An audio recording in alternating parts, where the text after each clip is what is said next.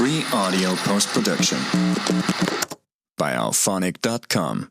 The following podcast is a deep, shallow dive production. And you're going to love it. Okay, let's go. Hey, what's up, everybody? Hope you guys had a good weekend. All right, I'm back, man. I'm back. I'm back on the regular cycle. I'm back on my cycle. By the way, like, when I've been in relationships, is it weird to...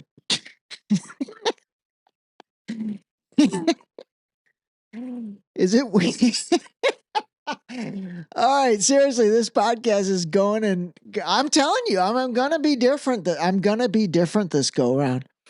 Is it weird to chart your partner's menstrual cycle and then track it in your iPhone?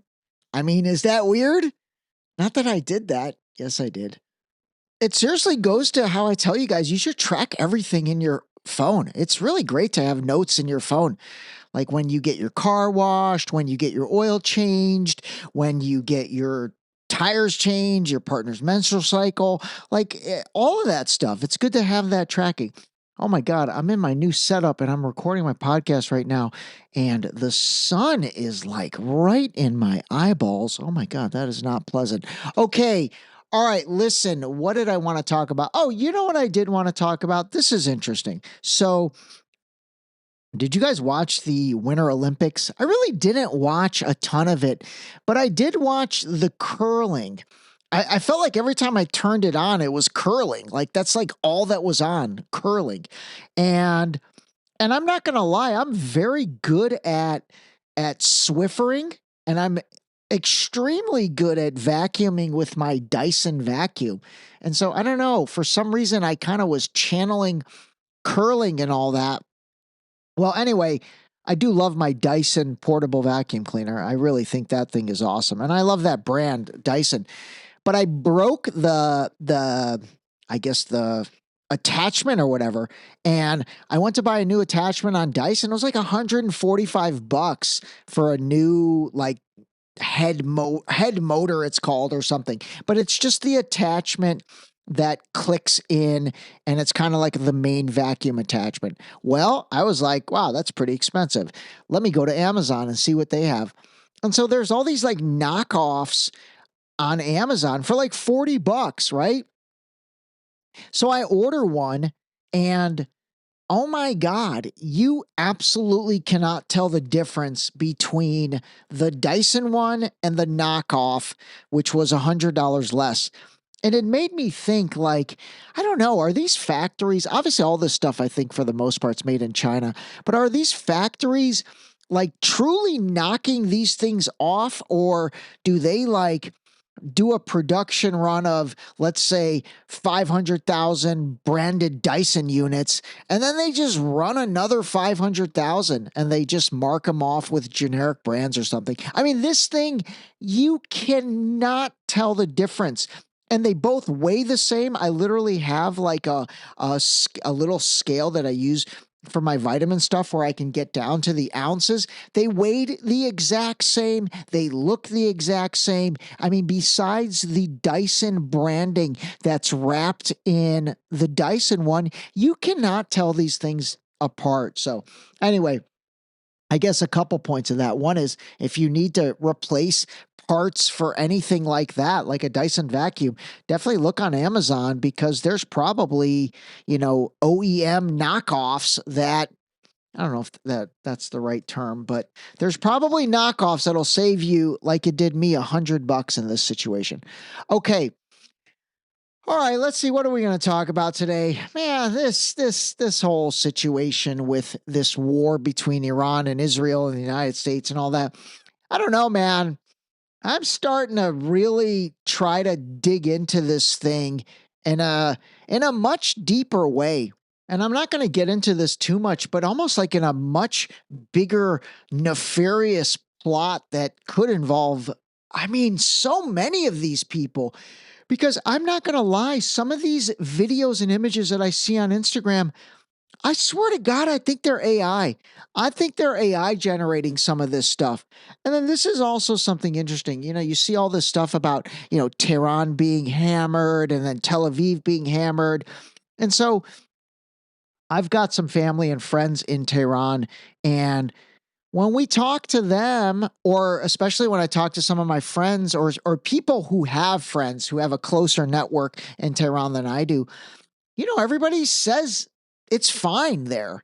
And then you see these like obviously horrific images on social media, primarily Instagram. And then same thing with, I have a couple of Jewish friends and I said, hey, do you guys have any family in Tel Aviv? And they said, yeah. I said, check in with them for me. I mean, you should check in with them for yourself, but in terms of for me, I'd be curious to see, like, are they seeing the destruction out in the open? And so my one buddy called me and he's like, yeah, I talked to my cousins and no, luckily they're not seeing it. I just kind of left it at that with him. I wasn't really getting into, I guess, my theories behind that, but I don't know, man. I swear I look at some of this stuff and in my mind, I'm like, God, this could be AI generated so easily because some of the other stuff that comes out with AI, like all the crazy stuff with Epstein, like playing dominoes against P. Diddy. I mean, that stuff looks ridiculously real. Like so much looks ridiculously real that you have to be open to thinking, okay, are they AI generating the horrific stuff? I'm totally open to that. I really am. And actually, let me see if I can find this clip. I'm not a huge fan of Andrew Tate. I think the guy's kind of a putz, but the top G himself, let me see if I can find this. I thought Iran and Israel are at war. I see fucking campfires and the odd plume of smoke. This is bullshit. This is a play. None of this is real. Dubai is still safe. Tel Aviv is still safe. Tehran is still safe. Inside of Tehran, they are reorganizing politically. America is doing its very best to put on a play to the outside world. A deal has been done. Everyone has agreed to do certain things so that everybody can save face and everybody is happy with the end result, just like last time. So Iran is striking a whole bunch of empty American military bases with no one on them. A couple of missiles get shot down and those interceptors cause fires inside of Dubai. Yes, it's true. That is happening. A couple of stupid buildings on the outskirts of Tehran and the outskirts of Tel Aviv are going to get set on fire. And in 2 days from now, Emirates Airlines is going to be flying people first class to Five Palm to party next to a pool just like before. And if you think this is a real war, you don't understand how the world works. I mean, again, at this point, after everything we've gone through, really, again, it goes back to COVID. By the way, I'm going to start plugging my book more as well, because my book is pretty damn good. And I've gotten some really good reviews as of late. But that whole book, I mean, the whole concept, actually everything, this podcast, my entire mindset for that matter, it's all because of the fact that on day one of COVID, my radar went off and I was like, this is weird. This doesn't make any sense. I live in America. I can't believe they're telling me not to leave my house. This is crazy.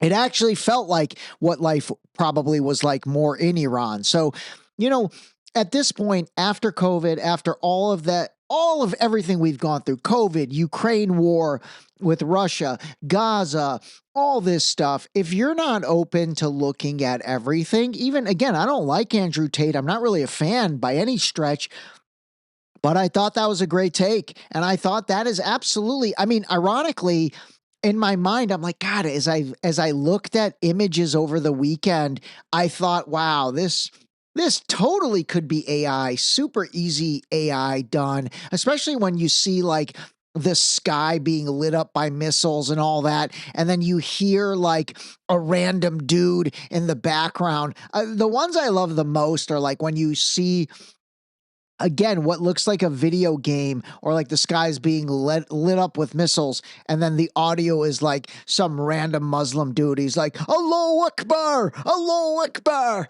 It's so crazy, man. This world is fake, man. It's so fake. I swear to God, I think so many things are fake. Anyway, again, all I'm saying is be open to everything and don't be one of those people with like the closed mindset that just believes what their party is telling them. Honestly, at this point, oh, sorry. What the heck? What was that? I felt like my friend Ryan Friel and Mike Bergeron, they don't know how to burp. So like they would always like make these weird, I don't know, just like their bodies would make a weird movement. And I'm like, what is wrong with you? And they're like, oh, I don't know how to burp. Who doesn't know how to burp? That's wild. That is wild and wacky stuff. Okay. Anyway, what was I saying? Oh my God. What was I saying? What the heck? Hold on. I got to go back and listen. Oh, what I was saying was like anybody in 2026 that starts out a conversation or a sentence or a social media post with, but the left or the right, like if you're still talking left and right, you are clueless, man. You have just been, you're drinking your own Kool-Aid way too much. And even things like saying MAGA. I mean, MAGA is practically dead. I mean, the entire MAGA movement is so split with the people that realize it has nothing to do with America first, and whether that was a total psyop by Trump from 2016, or I will say what I personally believe is something changed, man. Something changed, and they got to him. And I think it all goes back to that faux assassination attempt. And I am using that word, faux assassination attempt, because I don't think that thing was everything it's cracked up to be. Now, again, I'll have to think through and give you my real take of what I think it was, but everything changed that day. I think that was the turning point to a different Trump.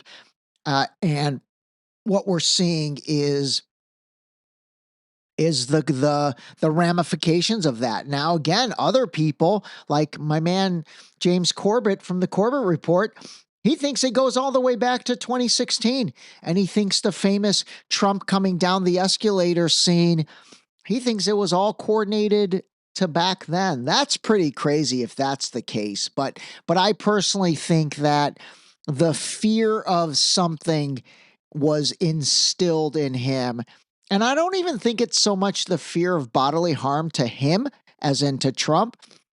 I think it's going after the people he loves the most. And I think I've said this before, but I think that's his kids, namely probably Ivanka and Barron. Maybe Don Jr. and Eric are disposable. Those two are such knuckleheads. And then I think it's his grandkids, more importantly than anything. I really think he does absolutely love his grandkids. And, think about it, man. Somebody puts the fear of God into you about the things you cherish the most, namely your children or grandchildren. That is going to make you act accordingly. I don't care who you are, present company included. So, anyway, okay. The other thing I wanted to talk about, I realized why I just made why I wasn't able to burp. I'm kind of eating while I'm recording this, and I'm having a little tofu and chicken sausage as part of my high protein. I really don't eat any carbs, man. I really eat minimal carbs. I think I kind of binge when I eat carbs, when I have chips or like a cookie here and there or something like that. But on an overall basis, I'm not eating potatoes, rice, pasta, kind of the carb heavy stuff. I'm really eating the protein heavy stuff. And I'm going to get a little more into the nutrition stuff, maybe even later this week. But I did want to say this, the new neighborhood that I've moved into, it's very hilly. I've got a lot of hills in this neighborhood. And so I am running hills kind of not even by choice, although I absolutely love it. And so I was having this conversation with my brother the other day because he's doing the treadmill on the incline, which is awesome. Great job, brother. And I was telling him I'm running hills, and man, it is amazing. I literally, after 1 month of running hills, probably 3 days a week, and I'm going to up that now that daylight savings is here and we've got more daylight and the weather's getting warmer.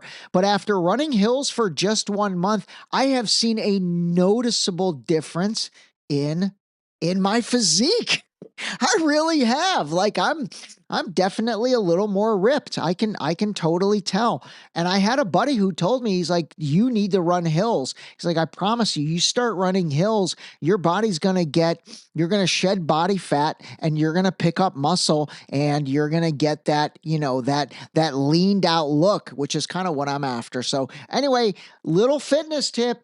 If you've got hills in your neighborhood, whether you run them or walk them, actually, even just walking hills, or doing stairs. I mean, stairs are incredible. I need to figure out how to incorporate stairs into my workout regimen, maybe a couple times a week. But if you've got hills in your neighborhood, just walk them. Start adding walking up a hill or two to your daily regimen, and I think you'll notice a difference. Okay, all right, let me see what else I want to talk about. Oh, you know what? I want to make good on my promise to bring you more clips from the former Shah of Iran. Not the guy right now they're trying to make him. That's his son. His name is Reza Pahlavi. This is the son. I am not a fan of the son. I'm not a supporter of him. I think he's terrible. But the dad is a G, man. I really loved the former Shah of Iran, and I think he was absolutely an unbelievable leader. So let's listen to this interview, and I might chime in halfway through. Is it not the high price of oil, that noble petroleum the Shah likes to talk about, that is at the root of the world's economic chaos? Not true. Because according to the same statistics, the price of oil has been responsible in the United States for 0.5% of your inflation. By the way, this is 1975. Again, this is on 60 Minutes with Mike Wallace. I really enjoy the interaction of these two because it just was like there was such decorum in all of these interviews, even though, maybe Mike Wallace was trying to bait him or whatever, it was like the level of class that he conducted himself. And Mike Wallace, I'll give Mike Wallace from 60 Minutes credit. This is a throwback. I wish we would go back to having world leaders with this much class and even journalists that actually kind of did their job and, asked the tough questions. And more importantly, let the person answer accordingly. This is what I really appreciate about the back and forth between Mike Wallace and the Shah of Iran. But this is 1975. I swear to God, this exact same thing holds true now. I don't think the price of oil has anything to do with inflation that we see in the United States. And they absolutely artificially increase and decrease gas prices. And here's why I say that. So if the United States, quote unquote, supposedly does not buy any oil and has sanctioned Iran and the Iranian oil structure and system and the amount of barrels they sell and produce every day has nothing to do with gas in the United States because we don't buy any of their oil, then what does it have to do with gas prices in the United States? Who cares that all of a sudden Iran and Israel are at war? Why on earth does that affect gas prices in the United States if the oil market in the United States has nothing to do with Iranian oil?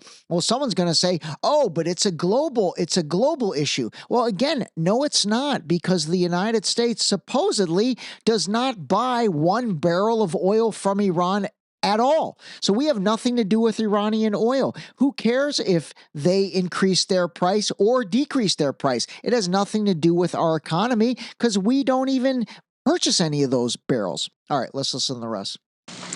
And in the countries of Europe, for 2%. Japan, hardly a little more. That's all. And the huge sums of money piling up with the oil producers. Well, it's new to you. It's new. How could these strange people living, it's not our case, but living on sand have such money? Really quick, I did want to chime in something because that was incredibly important what he just said. He said, it's new to you. How can these strange people, and then he conducted himself, it's not our case. And that really that draws to the difference between Iran and the other Arab countries. And again, Iranians, Persians, whatever you want to call us, we don't consider ourselves Arabs, okay? And so we don't speak Arabic. We have our own language, which is called Farsi. And so the whole point of what he was saying was, other countries, they might be less sophisticated. I think he was kind of talking about Saudi Arabia, Lebanon, Syria, all these Arab nations. But when he says it's not our case, he's basically saying, hey, remember, Iran is not like those Arab countries. And that's actually totally true. Here it is again. strange people living, it's not our case, but living on sand have such money. It's maybe a little shock at the beginning, but you are going to get used to it. Candidly, Your Majesty, is there no element, not of revenge, because that is not a noble impulse, but at least some element of satisfaction in seeing the giants of the West in some disarray? God, I really need to start doing video podcasts because, again, I mean, I really appreciate the interaction. And when you look at the two of them, you know, again, here's a world leader in 1975 and probably one of the preeminent journalists at the time, Mike Wallace for 60 Minutes. And I really do appreciate the class that both of them conduct themselves with. And quite frankly, the transparency and authenticity of both the questions from Mike Wallace along with the answers from the Shah of Iran. Well, no, because their disarray is, I think, needs a restructure of their society. The brown-eyed peoples are teaching the blue-eyed peoples something. Is that? Well, no, we are not teaching something. The blue-eyed people have to wake up. Okay, that's another highly applicable quote. The blue-eyed people have to wake up. Who do I mean? I mean the Americans in the United States. They have to wake up. The blue-eyed people have to wake up. And a lot of them are waking up. I'm telling you, a lot of people are waking up. Wake up to? From the complacency for this torpor in which they put themselves by taking maybe too many sleeping pills. Well, now you yourself. Oh, I take tranquilizers. He was using sleeping pills as an analogy. I think maybe he wasn't.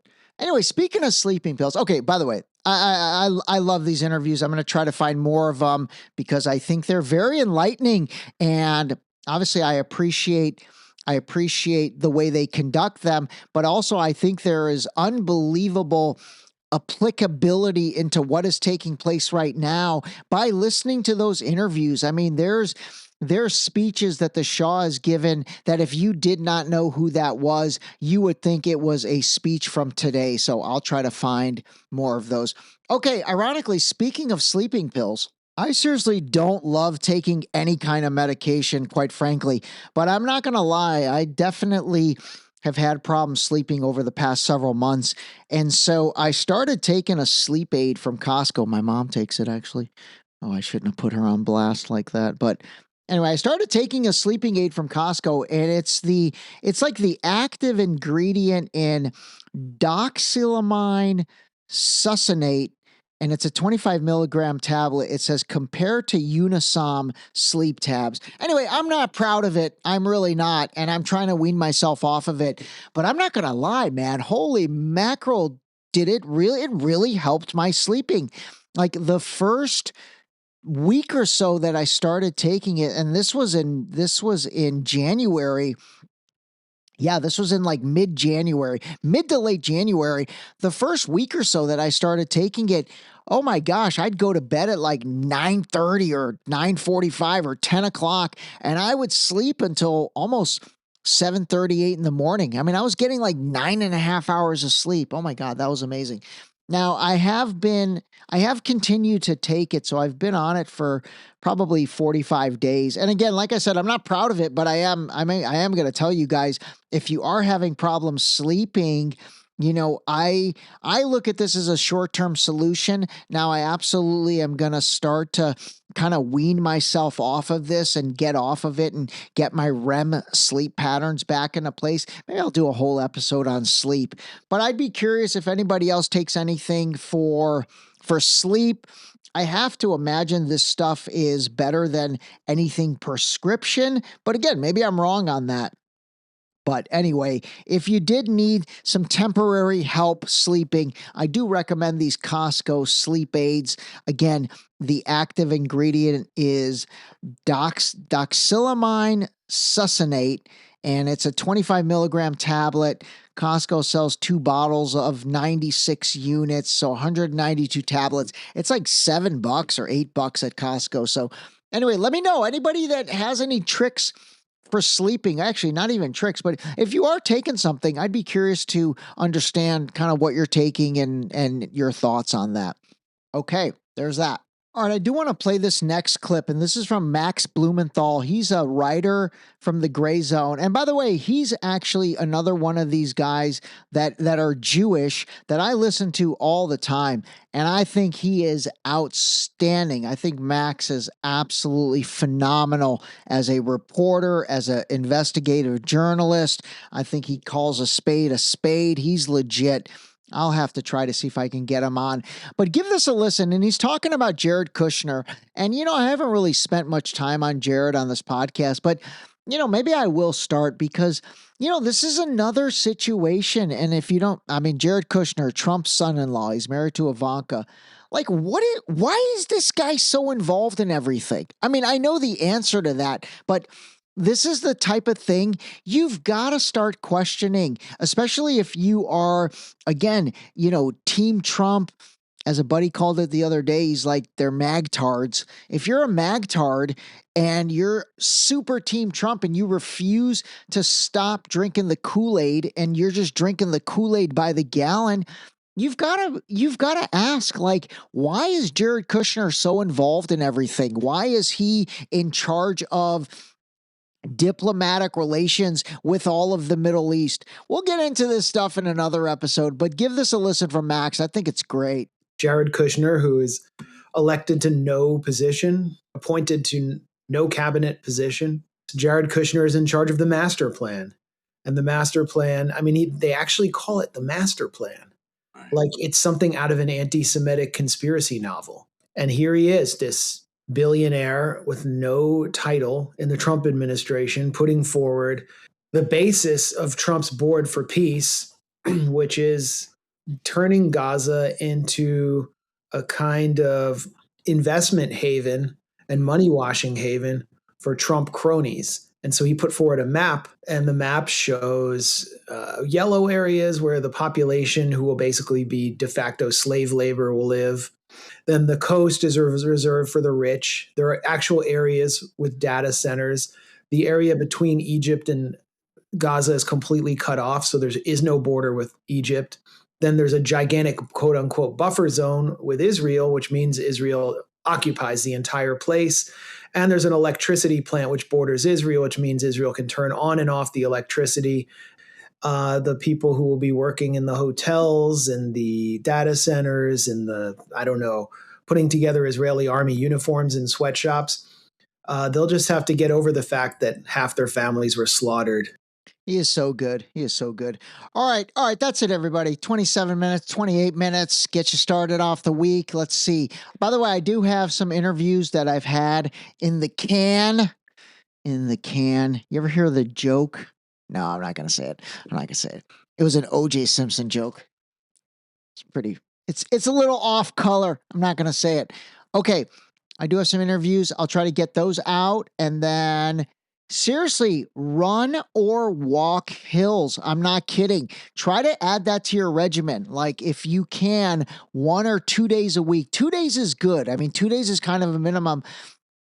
If you've got hills in your neighborhood, take that path. Take the path less traveled, the hilly path, and then walk up those hills. I think you'll see a dramatic difference after 30 days with your fitness and your body. So, all right, everybody, that's about it. Have a great day. We'll catch up soon. Call a spade, call your parents, and talk to you later. That was a great way to end it. This episode was brought to you by the new book, Deep Shallow Dive Into You, available now on Amazon in hardcover, paperback, as well as via Kindle. Pick up your copy today of Deep Shallow Dive Into You, a guide to having a more authentic relationship with yourself. Turns out it is indeed true. Bro wrote a book.